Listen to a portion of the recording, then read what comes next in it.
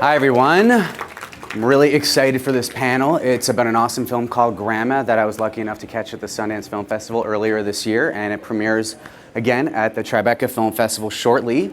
So please welcome to the stage the writer and director of the film, Paul Weitz. And we're also lucky enough to have the star of the film, the legendary Lily Tomlin. And Lily's main co-star in the film, Julia Garner. And last but not least, we have one of their co-stars in the film, Laverne Cox. Hi everyone, how are y'all doing? Good. Lovely. Do you still get nervous about premieres? I mean, you've had countless festival premieres over the course of your career. Yeah. No, I mean, usually it's quite fun. I mean, sometimes they're like roller coasters where you wish you could get off in the middle. Yeah. But no, they're quite fun, and I've now seen it at Sundance and also at a big theater in Salt Lake City, which was interesting. You know, Where it got a pretty rapturous response. Yeah. And a pickup from Sony. Yes. Yeah. So that was really cool. Yeah. So since there's obviously no trailer cut for the film because it's not coming out till later this year, why don't you describe the plot since you did write the screenplay? Sure. Okay. Lily, who's inspired the role because I got to work with her on a film called Admission, and I had such a great time talking with her and hanging out with her that it made this idea click for me. She plays a woman named Elle Reed, who is a poet who finds herself broke. She is, in the beginning of the movie, breaking up with / being broken up with a woman played by Judy Greer. And then as her day proceeds, her granddaughter, Julia, playing Sage, shows up and tells her that she needs $630 because she has scheduled at the end of the day an abortion. She's pregnant and has made the decision that she wants to have an abortion. And then basically, Lily's character takes her around over the course of the day and kind of teaches her how to stick up for herself, essentially. And you'll be showing a clip where that becomes apparent. And among the sort of big figures from Elle's past, who she sees, is a woman named Deathy, played by Laverne, who is a tattoo artist. That's a really nice part of the movie because it's sort of is one of the only times you see somebody who Elle has no real contention with, because Elle tells people like it is and tells them to go screw themselves when they need to be told that. Now, Laverne, you play a very credible tattoo artist. Do you have any experience in the trade, or did you go in totally green? I don't have any tattoos, Okay. and I have no plans to get any. But it was fun. When Paul approached me, thank you so much for inviting me to be part of this amazing film. When he approached me, I thought it would be really cool. And there's a woman I used to work with, and I told her this. Her name is Lila Lansing. I worked with her at Lucky Chang's, and she has all of these tattoos. She has tattoos like everywhere, and she has this sort of rockabilly look. And I was like, it would be really cool if Deathy had that kind of look. Yeah. And so Paul and I talked, and I actually sent Paul pictures of Lila, and we came up with this really fun look. So I had so much fun, working with Paul and hair and makeup to come up with Deathy's look and getting the fake tattoos. And I wanted to visit a tattoo parlor, but I was traveling a lot at the time, so I watched YouTube videos to see how tattoo artists do the whole thing, because everything's on YouTube, which is amazing. So that was sort of most of my research was YouTube, and I talked to some people who have tats. So I wish we had a still to show of you, because you do look so awesome Yeah, in the film. A big spider web going down her neck. How long did those my idea. tattoos take to apply? I'm guessing a while. The fake tattoos we allotted probably 4 hours for everything. Okay. They were pretty quick. The makeup team was pretty awesome and pretty on it. I'm not entirely sure they put some sort of thingy on my hand. I don't know how they did it. But it's pretty quick. Movie magic. Yeah. Yeah. Now, Lily, you're so fantastic in this film, and it's just such a joy to see you in a role totally deserving of your talents in a fantastic film that you all should see. Thank you, Paul, for writing this role. Man, thank you. Lily, did you know he had this in the works, or did he No, kind of come to you when it was all done? We did Admission, and then and we promoted that and did all that business, and then he called me later and said he said he wants to tell me an idea he has, and we got together and he was writing. He was in the middle of writing. I'd it, already had finished writ- writing it. I was worried if you didn't like it, I would stop. Yeah, I was gonna say. Oh, you would say okay. Well, anyway, so it was a blessing. If you want to know how to spoil someone's appetite, it's take them to lunch and then tell them you've written a script for them and say, "Can I hand it to you?" Yeah, and then have them turn it down. Right. So what did you make of the character when you first read it? Well, I thought it was a terrific role for me, and I was grateful for it. I thought it was interesting. It was edgy. It was for someone my age. It was just a gift. You know, I was delighted. Yeah. And I'd already worked with him, so He knew I was only mildly insane. no, I knew he was talented. I was lucky enough to interview at Sundance actually before the premiere of the film there. And you told me that you drove your own car and wore your own clothes on set. So that makes me want to know how much of you is in this character? Well, the circumstances aren't so comparable. I mean, except that it was my car and it was my clothes. Yeah. But, you know, I don't live in the hills like in a craftsman house. And I don't have any children, so I don't have a daughter and a granddaughter. Yeah. And I think the meat was there. The essence of the character. Yeah. Yeah. So, and I could project myself into people like that. I must have girlfriends like that. Mm-hmm.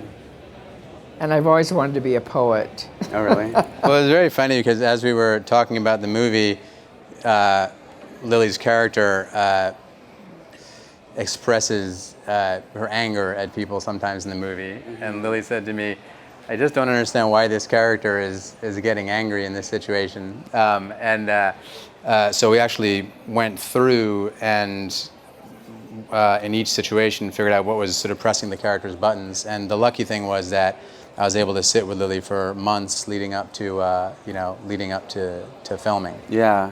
Wow. Did you find Julia as early on in the process? Yeah, really early. She was just such a blessing. Look at her. She's so beautiful. Has such beautiful skin. Beautiful blonde curly hair. It was just like, it was glorious. Well, you knew her already. Well, Paul and I met in like November-ish. We had a meeting about a different project. No, that's right. I met you for this, and then in April, Yeah. we had a meeting. Our first meeting was incredibly inopportune because what's the name of the cafe? The 1876 cafe. I don't even remember, but we ended up having a meeting at the park. Yeah, well, I asked her to meet me at this Because we had cafe. miscommunication. I asked her to meet me at this cafe, and I'm sitting there, and I'm like, oh God, and I can't believe like she's blowing me off. Like she was a good 45 minutes late, and finally I got a hold of her manager's number, and I called her, and she said, "Julia's just called me because she's been waiting for you for 45 minutes at this cafe." Oh, wow. Anyway, there's two cafes with the same name in Tribeca. Like a block away Wow. from each I've other. done the same thing. Tribeca. Yeah. I think I know which cafe you're talking It's the about. one on Cafe like on 60 Greenwich. something And there's or two on the something. same street on Lafayette, Yeah, right? so Am I told? but we Yeah. had a great meeting and I loved the script and Yeah. I've been a huge fan of Paul's before I knew about this film. Like I've known about almost all of his films. I've been a fan of his even before I acted. Mm-hmm. So I was honored to work with Paul and with Lily and yeah, so it was great. Yeah. Now you've appeared in a slew of indies despite your young age, and you've appeared in a couple studio films, including the last Sin City, A Dame to Kill For. But still, I mean, were you nervous as hell to work alongside someone like Lily for most of your scenes in this film? No, she's No, I too. wasn't. I mean, of course, like I want to do a good job for every Yeah. movie that I'm doing, but no, because Lily is the sweetest person. Laverne's the sweetest. You know, everyone. Can I say though? I think it's important for me. I think it's important to note that sometimes when people are legends, are living legends like Lily Tomlin, I was Living nervous legend. going into meeting this living legend, Yes. and for you to be so delightful and so Yeah. generous and so fun and so down to earth And human. It's like it's just what you dream about when you think about meeting someone like Lily. So that. Well, don't forget to hold on to those values. And plus, I was gonna have Lily as my grandma.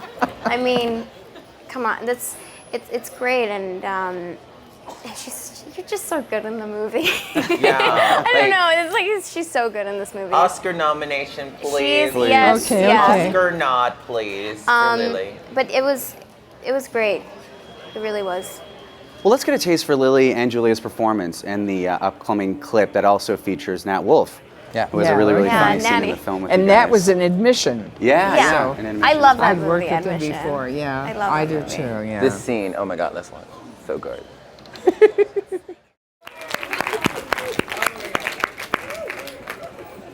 So on top of featuring you lovely ladies, the film also stars Judy Greer, as we Judy mentioned. Greer, yeah. And the awesome Marcia Gay Harden as your Marcia Gay- daughter oh, and your God, mother. everybody in the movie. Yeah. John Cho's in the movie. Sam It's Elliott. great. Yeah. Yeah. Well, the reason I That's brought a those testament to Paul. to Paul, yeah. Well, the reason I brought those two actors up specifically is because one of the reasons I was just so blown away by the film is because it really does feature a primarily all-female cast, and it really passes the Bechdel test with flying colors because they don't really discuss men. You know, they discuss their own lives and their own hardships, and it's just so refreshing to see that on screen. And I was surprised to learn after that a man had wrote the screenplay. Yeah. No, I'm glad. I mean, honestly, to be a little pretentious. And the man who wrote American Pie. Well, I directed it. Right, yeah, I know. Oh God. Very similar film. No, but my big hero when I started writing was Chekhov, who wrote these also female-dominated plays, which you couldn't quite tell if they were comedies or dramas. So. Yeah. Well, you must have all just been over the moon when you first came across the screenplay to see that in a film. I mean, it's so rare in Hollywood nowadays to see films where females really do get to take center stage. Can you talk about the appeal of that aspect of the production? Well, to me as an actress, it was it's everything I said before. It's like a gift, you know, and then to have everything borne out in the other roles, the other female roles, is just so great, and the way the issues are handled and thought through, and it's a fairly serious, heavyweight movie, and yet it's done with such a touch, and our humor, and we did it in 19 days. It's kind of a miraculous thing when it all happens, and after we finish it, we have no idea if it's going to even see the breath of life. We just hope it is. Yeah. Yeah. And so it's very encouraging. It's like when when Ruth Gordon got the Oscar. You remember when she, it's so many years ago, but she's like went up to the mic, and she says, "I can't tell you how encouraging a thing like this can be." And she was like in her 70s or something like that. Yeah. One of the things I love about it is that the feminist text. I think this is Simone de Beauvoir's books. That you're trying to sell your Simone de for Beauvoir. thousands. That these feminist texts are like ideally would like to have some. We think they have some value. I love like little things like that. It is. I feel like it's a very pro-feminist film in a very sort of overt way, and that's really exciting for me. Yeah. Yeah. Sorry. No, please go. No, I mean, that was part of what was exciting to me was the idea of a character played by Lily who is both more hardcore than her granddaughter and has been through different eras of feminist history. Yeah. Who has seen, in a way, how bad things were and how bad they can get again for women. And who's trying to give her daughter, who's at the same time as her daughter is dragging her out of her misanthropy and her self-protectiveness, she's trying to show her daughter how to have a backbone. Yeah. What do you each have to say about the fact that Hollywood doesn't produce a lot of films like this, that this is a rarity, kind of diamond in the rough, if you will? Well, they don't see a market for it, and there may not be a blockbuster market for it. But the more that are made, the more opportunity there is for that to happen, for the audience to aggregate and collect. Yeah. And who knows? What if this is like the think there's an highest audience, grossing though. movie of the year? I come from a show. I'm on a Netflix show called Orange Is the New Black that is written by. Thank you. There's a lot of women in the writers' room. Yeah. That is a show that's very much about women and women's stories, and from all, it seems like it's a pretty successful show that a lot of people seem to love, and so I think that sort of idea that like audiences don't want to hear women's stories is ridiculous. Yeah. But told in ways that are real and complicated and nuanced and human, and I think there's a lot of that in this film, Grandma. And as the generations evolve, I mean, there are fewer old-timey guys, even young old-timey guys. They get squandered, they get put away after a while, but it takes time. Believe me, I can tell you it takes time. Yeah. Well, it's an interesting year this year, even in terms of Hollywood, because 3 of the biggest blockbusters were female-driven. Very different. Yeah, Hunger Games. Say what you think of it. The Shades of Grey, 50 Shades of Grey. Yep. Directed by a woman. Yeah. So I do think that maybe economics will change. Yeah. Hopefully. So about Sundance, I want to know what Lily's experience was like. That was your first time there, Yeah, my correct? first time, Wow. right? And Jane Fonda and I went. Yeah. You did a talk together. Yeah, we did, but we were just like 2 geese with our satchels and our things and running around, and Jane had very carefully selected all the movies she was going to see, and by the time we got there, she had changed the whole thing. And then I would grab tickets from someplace, and we'd hear something, we'd hear about another movie that was available, and we'd switch in midstream and go get those tickets, and we went to, I can't think of all those places, like that restaurant where they make their own whiskey. Oh, I've never been. You know? Which No. one? I don't know what it's called. I've forgotten. But Okay. we hang out there. We're knocking back the shots, and people would come around, and they'd say, "Hey, so great," and we'd be drinking, and we had a ball. We really did. That's awesome. Did you get any pointers from Julia? Because Julia, how many times have you been to Sundance? Probably 4 now, right? Grandma, it was my 3rd time. Third Wow. time. So you're a little vet. The first time that I was, my first film festival was Sundance. Wow. It's Martha Marcy film was it? May Marlene. Great film. And that was my first film that I've ever that was my first movie that I've ever done. Wow. So Not I was bad. I was 16 when I first went to Sundance. Yeah. Yeah. Well, my God. Only a couple years younger than me. No, but it's. I love Sundance. It's a great festival, and and Tribeca's great too. Yeah. It's my first time at Tribeca. It's Oh, my it first is? time at Tribeca, and I'm from New York Wow. City, so this is special for me. Is it your first time as well? I was at Sundance a couple of years ago. I didn't have a film at Sundance. This is the first film I've been in that's been at Sundance. But I spoke on a panel a few years ago at Sundance about trans representation on film. And then I had a short film at Tribeca. A couple different short films I've been in at Tribeca. This is the first feature. Wonderful. Welcome back. Yeah. Well, the reason I chose not to show up at the festivals is, as avant-garde as they're supposed to be, there was just never enough feminist product. Mm-hmm. It went against my grain. I was so ignorant that I thought it did. Mm-hmm. Did you hear the fact about that this Tribeca Film Festival has more female filmmaker-fronted efforts than ever before? The percentage is pretty staggering. Yeah, I think that's it's what quite happened. high. That was true at Sundance Yeah. too.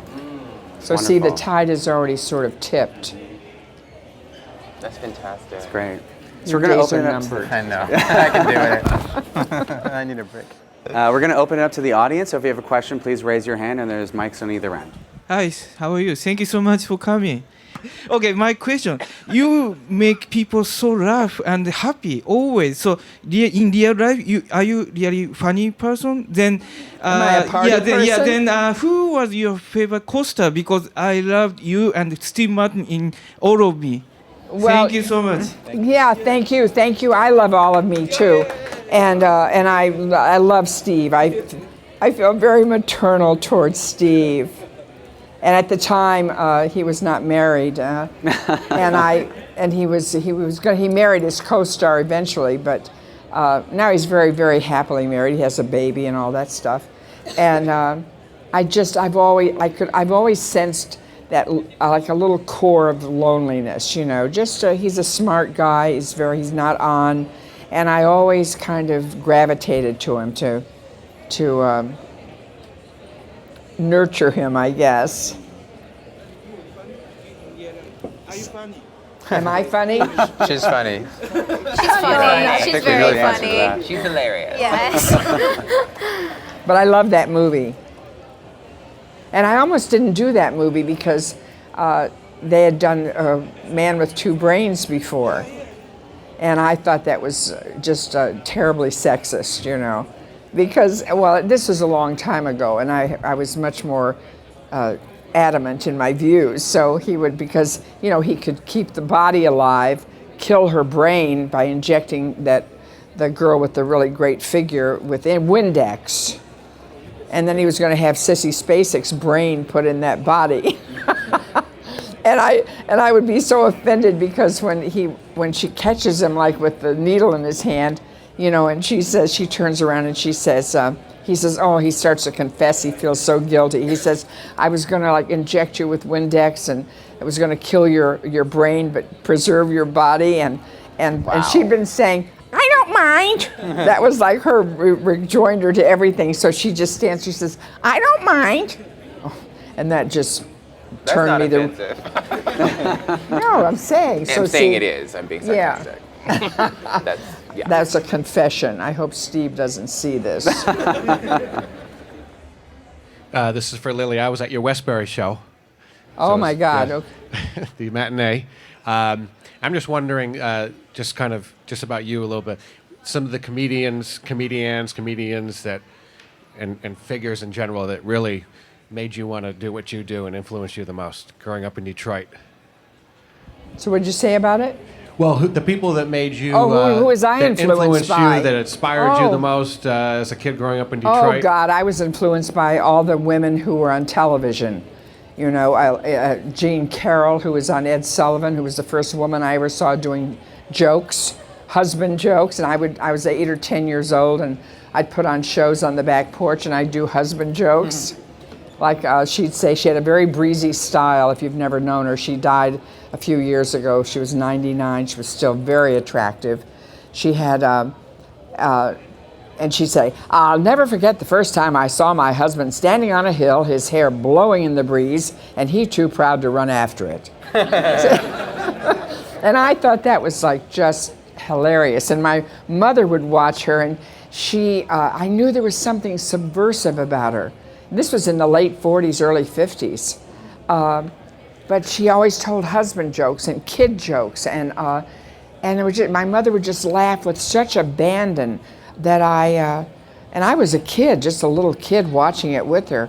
But I just loved it, and I loved there was something underneath it that I couldn't quite put my finger on. And then Joan Davis and Ann Southern and Imogen Coca, Lucy.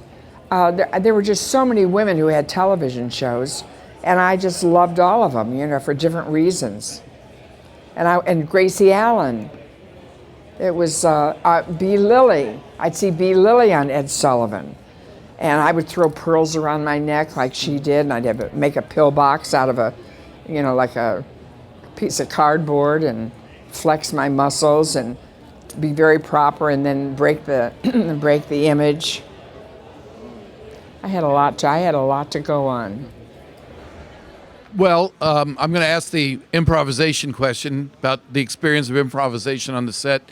And I imagine, Lily, you know, you've got a lot of young actors or actors from a different experience. So were you leading the way, or how was there inspired moments where there was improvisation, or did you lockstep follow that maybe only in script? the cursing. We maybe improvised in the cursing. We didn't improvise very much. Not at all, did we? No. The script was very spare and very on the point. And it didn't leave room for a lot of riffing or carrying on. It was It was very specifically written. Well, that's interesting because even when there's not necessarily a lot of improvs in terms of lines, you end up with a lot of emotional improvisation. Like there was a scene between Lily and Sam Elliott that started to go in a very different direction emotionally from where I thought it was going to go. So we'd actually rehearsed it and read through it, and none of this stuff had necessarily bubbled up in the rehearsal.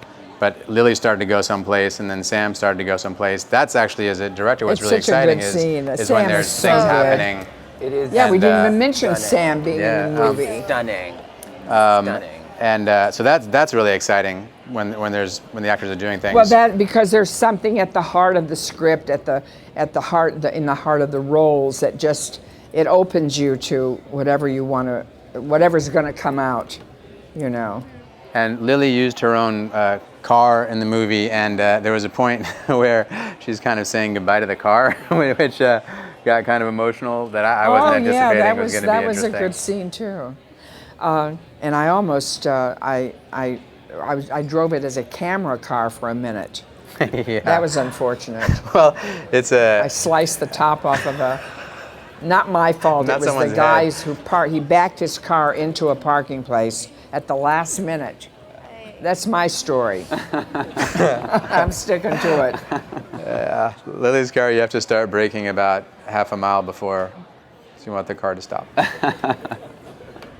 Hi, this is for Laverne Cox.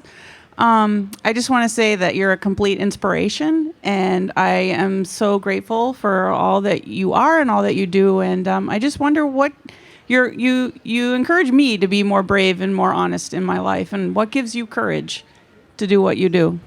Thank you. That's very sweet. Aw, my goodness. I love acting so much, and I'm so grateful that I get to do work like this with amazing actors and directors and writers.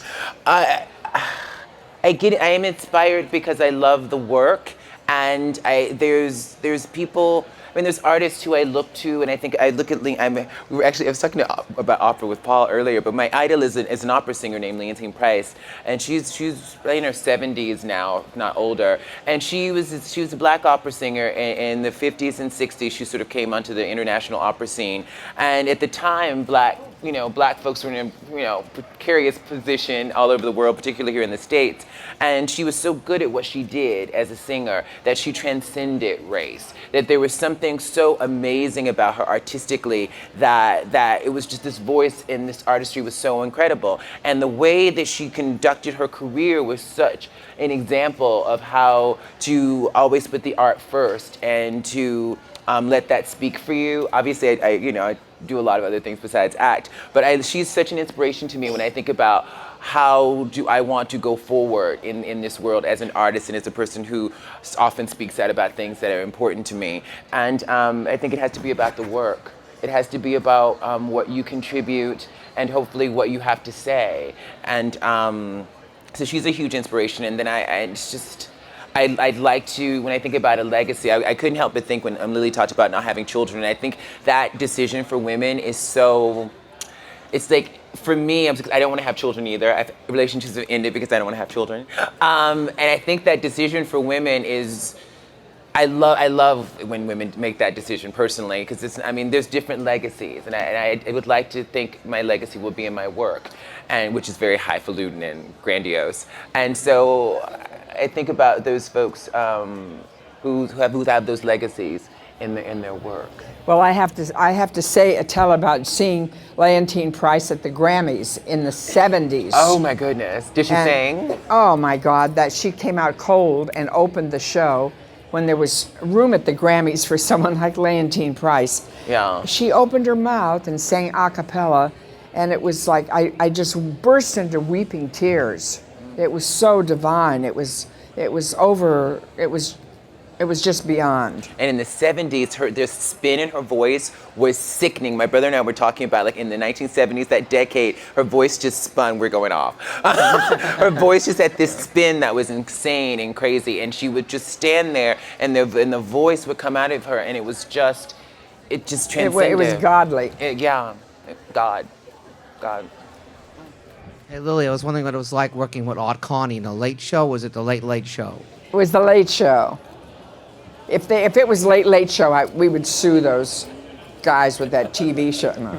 It was the Late Show, and being with Art was a great experience for me too, because I loved him as Ed Norton, and he's a wonderful actor, and I was supposed to be a kind of fringy Hollywood type, you know, who did all kinds of little slightly questionable things like run drugs and look the other way, and he was a total opposite from someone like Steve Martin. Steve is not on at all, and he'd be playing cards with the crew between scenes, and Art would like play the piano, and he just kind of had to be a part of currying the crew's favor in a way. He was like kind of like how you might think of an old timer who, and I don't mean that in any pejorative sense, but like somebody who's been around it'd be like me, like if on Grandmother, if I'd be going like, you know, how are you today, Laverne?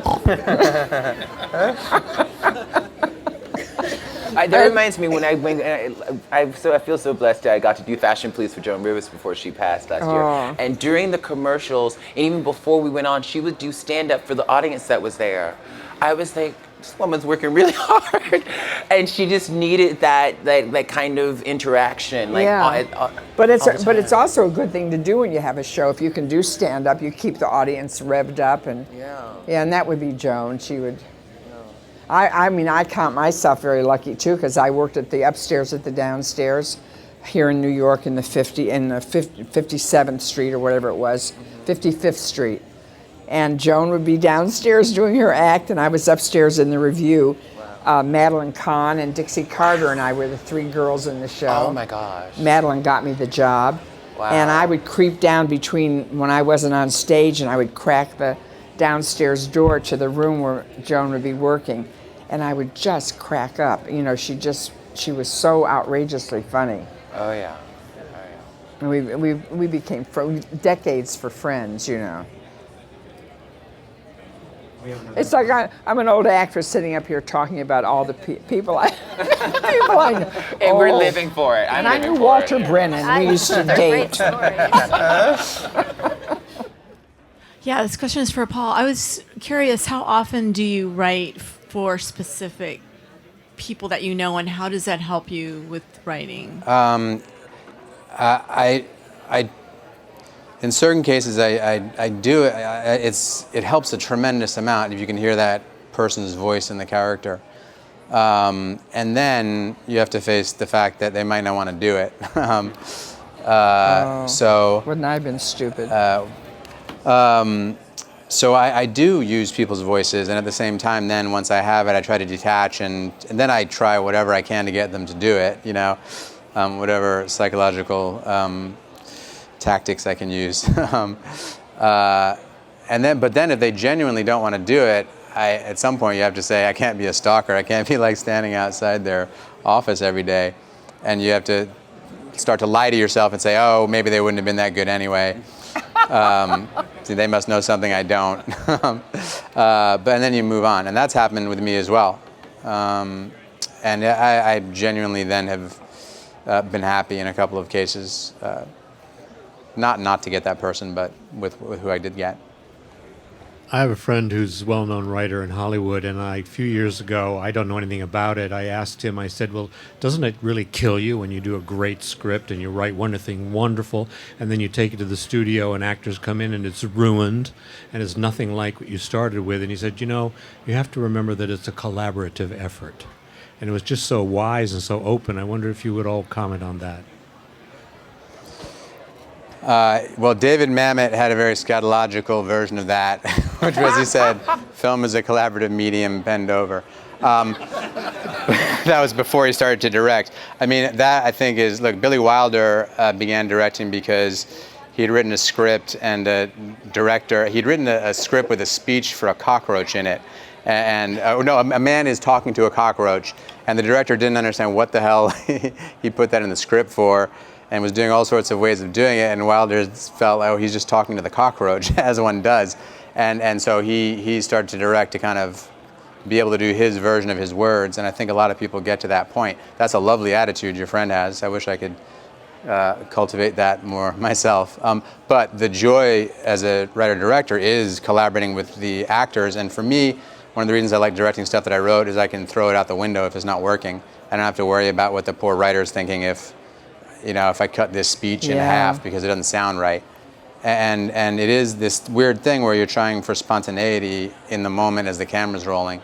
And if you're very rigid, unless you're as talented as like Hitchcock or one of the great stylists that we have now, I think your film's going to be the worse for it.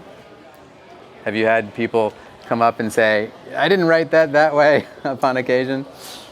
No, the collaborative process, though, for me, I love that. I love going, preparing and having an idea about maybe where the scene would go, and then the other actor, I'm in the scene with another actor, and they do something, and I'm like, oh, and something happens that I didn't anticipate in the moment, or the director says something to me, and that's what I live for. I mean, I think in this business, you have to be into collaboration or you're screwed unless you are a director and you're in charge. But it's even with the DP and with I don't direct, so I don't know, but it feels like that you have to feed on that, right? What, ladies?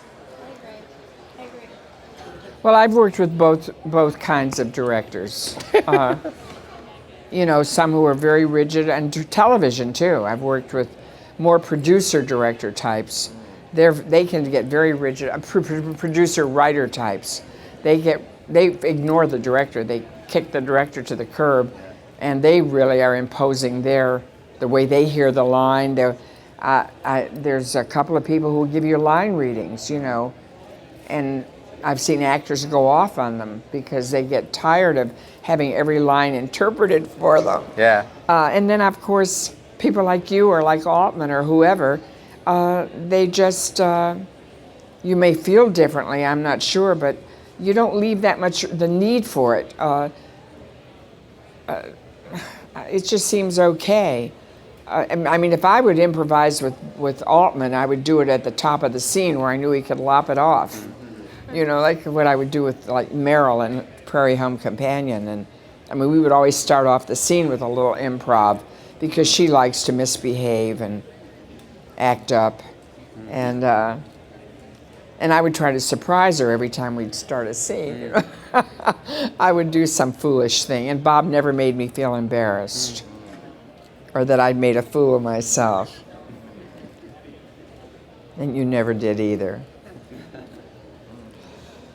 There was something blessed about this movie. It just kind of went from the beginning. I mean, for one thing, I don't think that certainly when I wrote it or when I brought it to you, obviously I hoped you'd do it. But I remember when we were starting, I said to the guy really nice guy who gave the budget such as it was, I said, we better do this now so I don't get cold feet. But there wasn't any anticipation of what was going to happen with it, and there wasn't any feeling of trying to please anybody except for all of you, frankly. I mean, the audience is obviously very important, but you have various audiences when you make something, and for me, it's so important as actors that you feel like you got to do what you wanted to do, regardless of how much time we had to do it. You kind of pulled me in, really reeled me in, just as he started revealing who he wanted for the roles. He got everybody that he revealed to me. Yeah. I don't know if they were beyond your first choice. I don't think so. No, it was really lucky. I mean, I think that actors have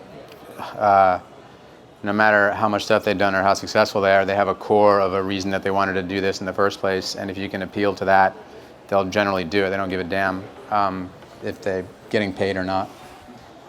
I think I heard years ago someone say that 85% of directing is acting. So there's this piece of casting the right people and trusting them. And I felt a tremendous amount of trust. It was a really cool laid-back set, right? Yeah. It was. I feel like for the most important thing to me when I'm working with a director is trust.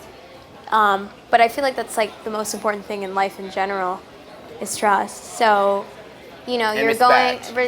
Trust and respect, and you're working, and you're around each other all day. So if you trust the director, you really because it's, and the actor and, everyone in this film was a generous actor. Every actor was a very generous actor, so that's also really important too. But, yeah. Since you mentioned tattoos earlier, I wanted to know what tattoos would you guys all get if you did get tattoos? Well, I can tell you what I'd get. I saw a young, who was it that had this on her arm? Her boyfriend, she was a young girl, and she said, and she had a hand script. It looked like she'd almost written it herself, and it was lowercase, and it was just, and she had written, on her arm was written, "Love you." And she said one night she and her boyfriend were out eating dinner or something, and he kind of wrote that on her arm just as a little secret, and then she'd had it tattooed. And I think that would be a good reason to get a tattoo. That's neat. I'm not a tattoo person, but my current acting coach, Brad Calcaterra, has this thing where he sort of always talks about that image from the Sistine Chapel when, the two sort of fingers were meeting. And he sort of talks about that all the time in relationship to sort of aligning with the universe's sort of plan for you artistically, and these things when like the right role and the right actor meet, and when you meet the right person romantically, and all of these things about really sort of trying to get out of your own way to align so that you can have these moments in your life. So I would probably get like 2 fingers doing that, like a tattoo of that, like maybe here or something, if I were a tattoo person.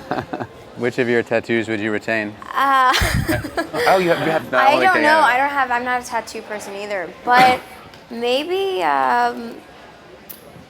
it's hard because it's like, well, what would I get? It's there for the rest of your life. Maybe like but I feel like this is from the movie. I would get a little circle. I don't know. I feel like it's kind of like stupid, maybe, but I don't know. I'd get an anchor with "Mom" written underneath it.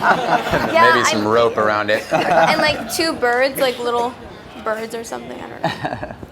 Well, thank you so much, Thank everyone. you guys so and much. Have a Thank you, wonderful Nedra. premiere. Thank you. Thank you.